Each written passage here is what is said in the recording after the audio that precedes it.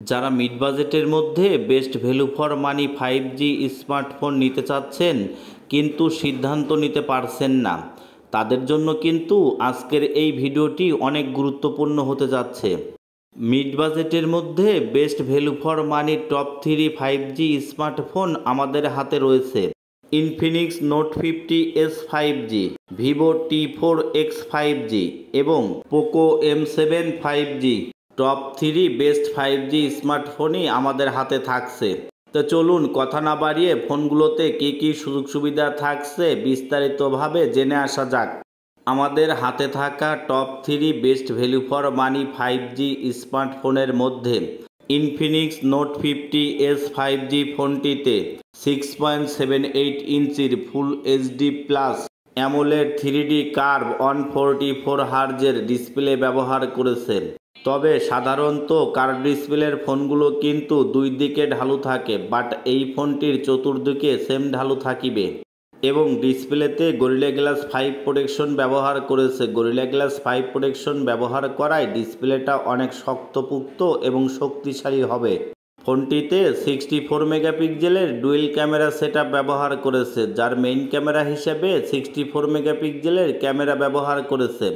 64 megapixel ক্যামেরাতে Sony IMX682 lens ব্যবহার করেছে।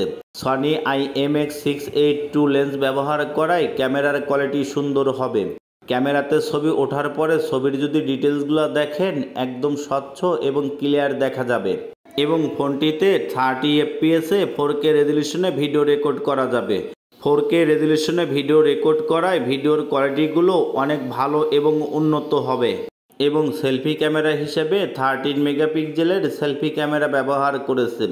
ব্যাক ক্যামেরার পাশাপাশি ফোনটির সেলফি ক্যামেরাটাও সুন্দর করেছে। সেলফি ক্যামেরাতেও ছবি ওঠার পরে ছবির যদি ডিটেলসগুলো দেখেন একদম স্বচ্ছ এবং ক্লিয়ার দেখা যাবে। ফোনটিতে আইপি রেটিং হিসেবে IP69 ব্যবহার করেছে। IP69 ব্যবহার করায় ডাস্ট অ্যান্ড ওয়াটার অ্যাসিস্ট এবং ওয়াটারপ্রুফের সুযোগ সুবিধা থাকছে। ডাস্ট অ্যান্ড ওয়াটার অ্যাসিস্ট এবং ওয়াটারপ্রুফের সুযোগ সুবিধা থাকায় ফোন 1.5 মিলিমিটার পানির নিচে 30 মিনিট থাকলেও ফোনে পানি প্রবেশ করিবে না, পানি থেকে ফোন সুরক্ষা থাকিবে। আইপি রেটিংয়ের পাশাপাশি ফোনটিতে মিলিটারি গেটের সুযোগ সুবিধা থাকছে। মিলিটারি গেটের সুযোগ সুবিধা থাকায় ফোন 10 মিলিমিটার চাপ ধারণ করার ক্ষমতা রাখিবে। মিলিটারি গেটের সুযোগ সুবিধা থাকায় ফোন হাত থেকে পড়ে গেলেও ফোন খুব সহজে ভাঙবে না। ফোনটি আপডেট করা অ্যান্ড্রয়েড ভার্সন 15 করেছে এবং অপারেটিং সিস্টেম হিসেবে XOS 15 করেছে। ফোনটির চিপসেটের কথা যদি চিন্তা করেন, ফোনটিতে মিডিয়াটেক ডায়মন্ডসিটি 7300 চিপসেট ব্যবহার করেছে। মিডিয়াটেক ডায়মন্ডসিটি 7300 চিপসেটটি 4 ন্যানোমিটার আর্কিটেকচারে করেছে। চিপসেটটি 4 ন্যানোমিটার আর্কিটেকচারে করায় গেমিং পারফরমেন্সটা অনেক ভালো পাওয়া যাবে।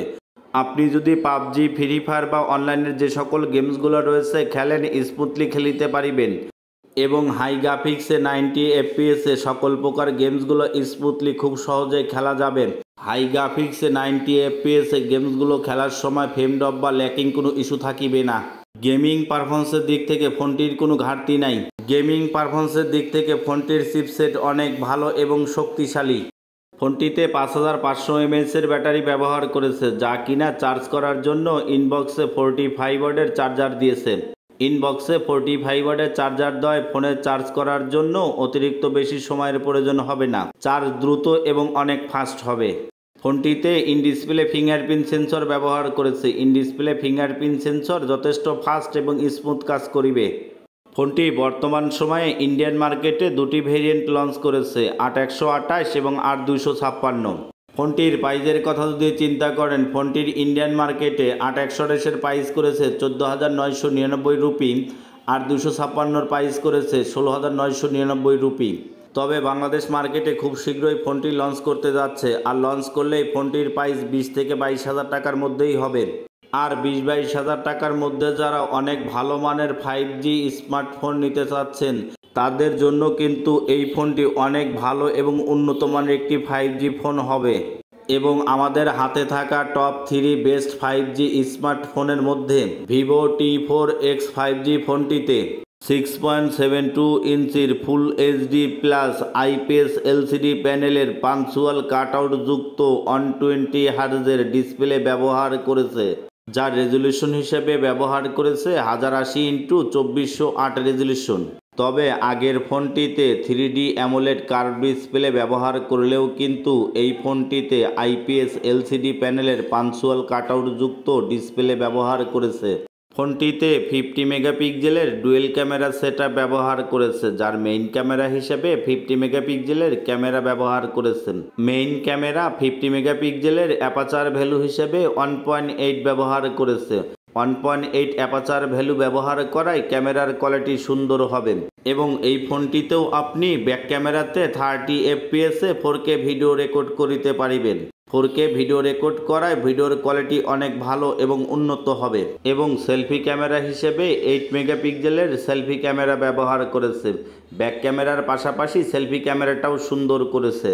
ফোনটিতে 6500 mAh এর ব্যাটারি ব্যবহার করেছে, যা কিনা চার্জ করার জন্য ইনবক্সে 44 ওয়াটের চার্জার দিয়েছেন।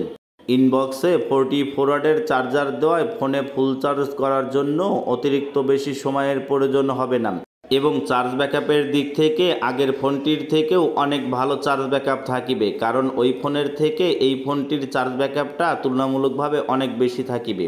ফোনটি আপডেট করা অ্যান্ড্রয়েড ভার্সন 15 করেছে এবং অপারেটিং সিস্টেম হিসেবে ফান্টাস OS 15 করেছে। ফোনটির চিপসেটের কথা যদি চিন্তা করেন, ফোনটিতে ইনফিনিক্স নোট 50S 5G ফোনটির সেম চিপসেট ব্যবহার করেছেন। মিডিয়াটেক ডায়মন্ডসিটি 7300 চিপসেট ব্যবহার করেছেন। মিডিয়াটেক ডায়মন্ডসিটি 7300 চিপসেটটি 4 ন্যানোমিটার আর্কিটেকচারে করেছেন। চিপসেটটি 4 ন্যানোমিটার আর্কিটেকচারে করায় গেমিং সুযোগ সুবিধাটা অনেক ভালো পাওয়া যাবে। আপনি যদি পাবজি, ফ্রি ফায়ার বা বিভিন্ন ধরনের গেমসগুলো রয়েছে খেলেন, স্মুথলি খেলিতে পারিবেন। গেমিং পারফরমেন্সের দিক থেকে ফোনটির চিপসেট অনেক ভালো এবং শক্তিশালী। ফোনটি বর্তমান সময়ে ইন্ডিয়ান মার্কেটে দুটি ভেরিয়েন্ট লঞ্চ করেছে, 8128 এবং 8256। ফোনটির প্রাইজের কথা যদি চিন্তা করেন, ফোনটি ইন্ডিয়ান মার্কেটে 8128-এর প্রাইস করেছে 14,999 রুপি আর 256-র প্রাইস করেছে 17,999 রুপি। তবে খুব শীঘ্রই বাংলাদেশ মার্কেটে লঞ্চ করতে যাচ্ছে ভিভোর এই ফোনটি, আর লঞ্চ করলে ফোনটির প্রাইস 20 থেকে 22,000 টাকার মধ্যেই হবে। তবে বর্তমান সময়ে বাংলাদেশের বিভিন্ন মার্কেটে আনঅফিসিয়ালি সেল হচ্ছে ফোনটি, তাই যারা বর্তমান সময়ে 20-22,000 টাকার মধ্যে অনেক ভালো মানের 5G স্মার্টফোন নিতে চাচ্ছেন, তারা কিন্তু ভিভো T4X 5G ফোনটি নিতে পারেন।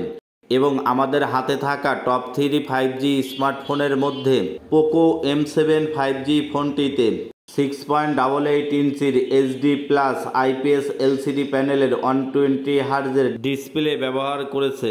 তবে আগের দুটি ফোনে ফুল HD+ অ্যামোলেড ডিসপ্লে ব্যবহার করলেও এই ফোনটিতে কিন্তু HD+ রেজলিউশনের ডিসপ্লে ব্যবহার করেছে, যার রেজলিউশন হিসেবে ব্যবহার করেছে 720x1640 রেজলিউশন। ফোনটিতে 50 মেগাপিক্সেলের ডুয়েল ক্যামেরা সেটআপ ব্যবহার করেছে, যার মেইন ক্যামেরা হিসেবে 50 মেগাপিক্সেলের ক্যামেরা ব্যবহার করেছেন। মেইন ক্যামেরা 50 মেগাপিক্সেলের অ্যাপাচার ভ্যালু হিসেবে 1.8 ব্যবহার করেছেন। 1.8 ব্যবহার করায় 50 মেগাপিক্সেলের ক্যামেরা হলেও ক্যামেরার কোয়ালিটি কিন্তু সুন্দর হবে। ব্যাক ক্যামেরার পাশাপাশি ফোনটিতে কিন্তু 8 মেগাপিক্সেলের সেলফি ক্যামেরা ব্যবহার করেছে। 8 মেগাপিক্সেল ক্যামেরাতেও আপনি ছবি ওঠার পরে ছবির যদি ডিটেলসগুলো দেখেন, একদম স্বচ্ছ এবং ক্লিয়ার দেখা যাবে। ফোনটিতে অ্যান্ড্রয়েড ভার্সন 14 করেছে এবং অপারেটিং সিস্টেম হিসেবে HyperOS আপডেট করেছেন। তবে অ্যান্ড্রয়েড ভার্সন 14 করলেও কিন্তু আগামী 4 বছর অ্যান্ড্রয়েড সিকিউরিটি সিস্টেমগুলো আপডেট পাওয়া যাবে। ফোনটির চিপসেটের কথা যদি চিন্তা করেন, ফোনটিতে কোয়ালকম স্ন্যাপড্রাগন 4 Gen 2 চিপসেট ব্যবহার করেছে। কোয়ালকম স্ন্যাপড্রাগন 4 Gen 2 চিপসেটটি 5G একটি চিপসেট। চিপসেটটি 5G ব্যবহার করায় ফোন লং টাইম ব্যবহার করার ক্ষেত্রে ভালো একটা সাপোর্ট দিবে। ফোন লং টাইম ব্যবহার করলে ফোন হ্যাং বা ল্যাকিং কোনো ইস্যু থাকিবে না। ফোনটিতে 5160 mAh এর ব্যাটারি ব্যবহার করেছে, যা কিনা চার্জ করার জন্য ইনবক্সে 18 ওয়াটের চার্জার দিয়েছেন। ফোনটি বর্তমান বাংলাদেশ মার্কেটে আনঅফিসিয়ালি দুটি ভেরিয়েন্ট পাওয়া যাচ্ছে, 6128 এবং 8128। ফোনটির প্রাইজের কথা যদি চিন্তা করেন, ফোনটির আনঅফিসিয়ালি 6128-এর প্রাইস করেছে 15,999 টাকা, 8128-এর প্রাইস করেছে 17,499 টাকা। প্রাইস সেগমেন্টে ফোনটির ওভারঅল কনফিগারেশন সব দিক থেকেই ভালো করেছে। তো বন্ধুরা, আমাদের হাতে থাকা টপ 3 5G স্মার্টফোনের মধ্যে কোন ফোনটির ওভারঅল কনফিগারেশন আপনাদের কাছে ভালো লেগেছে অবশ্যই কমেন্টে জানাতে ভুলবেন না এবং নতুন নতুন এমন অনেক ভিডিও পেতে চ্যানেলটি সাবস্ক্রাইব করে পাশে থাকা বেল আইকনটি বাজিয়ে দিন।